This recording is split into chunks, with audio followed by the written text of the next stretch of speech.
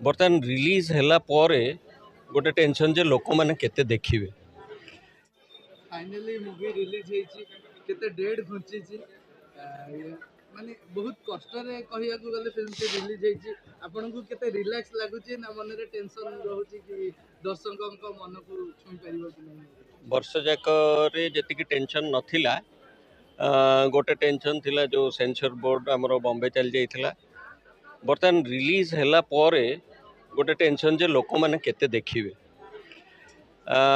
Relax feel हबनी जे पिक्चरटा पड़ी गले पिक्चरटा पढ़ी कि लोक माने जति व्यू करिवे जति से माने एक्सेप्ट करिवे ए पिक्चर टी को सेति मते रिलैक्स सेते बळे लागियो।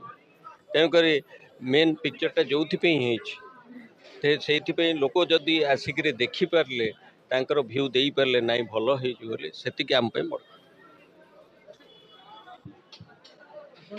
मूवी पर्सनल देखिले बसिकी एडिटिंग रे तो अपन बसिथिबे किंतु बड़ स्क्रीन रे जतले देखिले मूवी कहा कैरेक्टर ता अपन मु तो कहबी समस्तंकर कैरेक्टर बहुत बढ़िया है।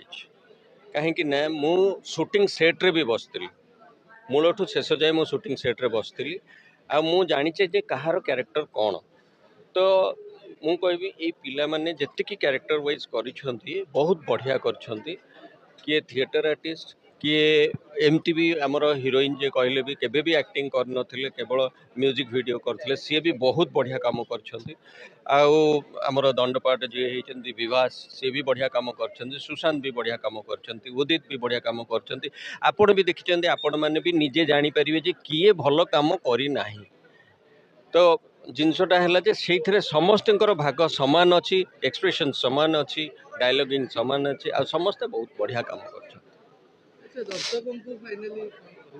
दर्शक कहि आप आसिक थे देखु आपण को व्यू दिंतु भल कि खराब जहाँ भी हो दबा पड़ो किंतु आसतु।